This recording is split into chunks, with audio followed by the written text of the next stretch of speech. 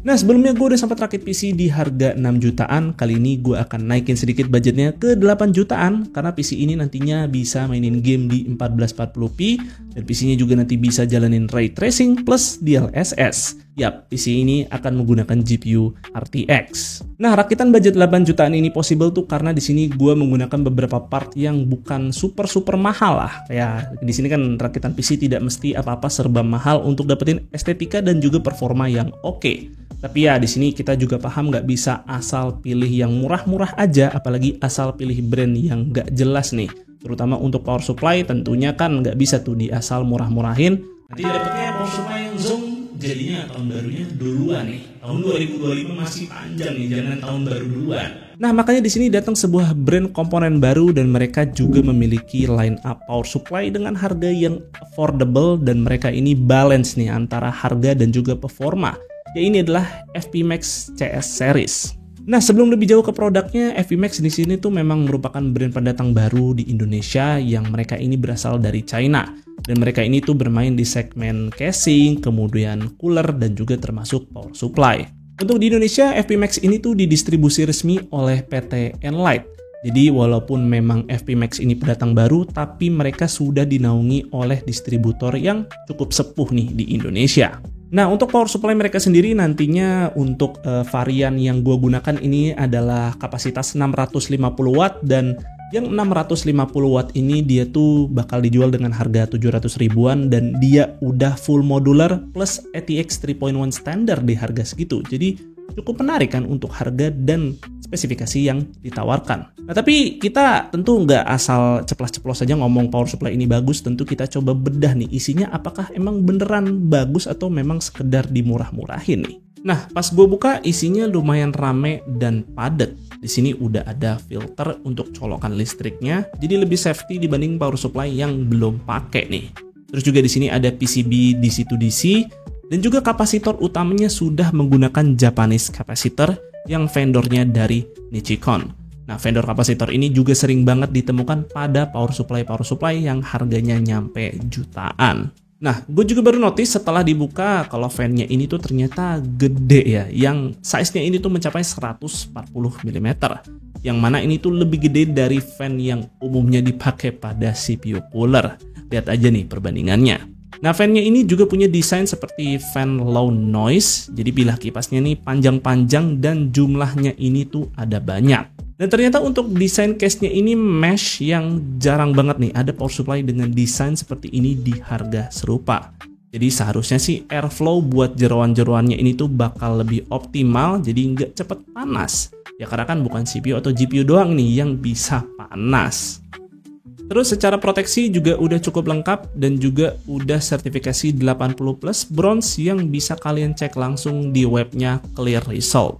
Nah, power supply ini udah ATX 3.1 standar dan katanya versi 650 watt yang gue pegang ini tuh bakal di-upgrade pakai colokan 12 VHPWR via batch baru yang nanti akan datang. Jadi misal kalian nonton video ini beberapa bulan ke depan, harusnya sih yang 650 watt ini udah punya colokan 12 VHPWR atau bisa disebut juga kabel PCIe Gen 5. Nah, selain varian 650 watt, ada juga versi 750 watt yang udah pakai colokan 12 VHPWR dan ada juga varian yang lebih terjangkau yaitu 550 watt yang secara spek dan fitur tuh masih sama. Ya, pembedanya sih di sini power supply-nya itu tidak modular dan tidak pakai colokan 12 VHPWR. Nah, secara masa garansi semua power supply adalah 3+2 tahun yang artinya adalah 3 tahun full replacement dan 2 tahunnya ini adalah service. Yang gue di sini cukup senang Enlight sebagai distributor cukup transparan soal masa garansinya karena biasanya ada nih yang klaim garansi panjang tapi ternyata tidak cukup jelas antara full replacement dan sekedar service aja. Nah, selain power supply di sini FPMax tadi kan juga gue sebutin ya mereka memiliki line up casing dan mereka tuh memiliki line up casing dengan desain yang unik-unik dan tentunya harganya affordable nih seperti casing FPMax Hermes G2 ini tuh bisa dilihat warnanya putih dan punya desain yang cukup lucu ya, mesh dengan pola-pola pixelated kayak gini nih di bagian front panelnya dan ini cuma dijual dengan harga 400 ribuan aja. Selain itu di harga ini juga kita udah dapetin 3 fan 120 mm plus fan-nya bisa connect via PWM supaya bisa diatur nih via BIOS motherboard. Tapi Tapi tetap ya, Molex-nya ini perlu dicolok supaya ada LED-nya yang warnanya ini sih rainbow ya, jadi bukan RGB yang bisa digonta-ganti. Ya gue rasa sih cukup lah untuk nge-save budget daripada harus beli fan lagi. Dan casingnya ini juga muat nih untuk cooler gede maupun liquid cooler 240 mm. Bahkan nantinya juga bisa buat GPU dengan panjang yang muat lah untuk GPU triple fan. Oke, untuk melengkapi PC rakitan ini gue akan pakai hardware seperti CPU Core i3 12100F dengan motherboard H610. RAM-nya 2x8GB DDR4 3200, SSD NVMe Gen 3 512GB, dan untuk GPU gue akan pakai RTX 3060 12GB karena kayaknya sekarang harga RTX 4060 makin mahal dan gapnya sama 3060 ini udah hampir 1 juta. Jadi ya lumayan lah buat alternatif kalau kalian merasa beda harga tersebut cukup tinggi. Selengkapnya list komponen yang gue pakai bisa dibaca di sini.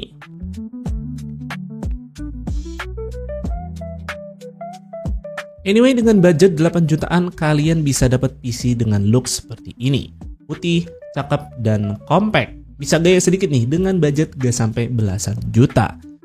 Dan dari kombinasi hardware yang digunakan, PC-nya bisa dengan lancar main beberapa game baru di 2025 dengan resolusi 1440p. Yang gak heran sih, RTX 3060 GPU paling banyak dipakai menurut Steam Hardware Survey. Walau ya memang perlu bantuan upscaling sih, macam DLSS. Nah, untuk konsumsi daya nanti juga gue akan tes yang menurut gue ini udah irit. Ya pokoknya anti sobat PLN. Jadi walau pakai power supply 650 watt, narik dayanya itu enggak gede kok. Apalagi power supply-nya juga udah sertifikasi 80+ bronze yang emang posisi paling sweet spot nih soal efisiensi. Plus kapasitas gini juga masih enak banget buat dapat opsi upgrade GPU ke depannya tanpa perlu gonta-ganti power supply lagi.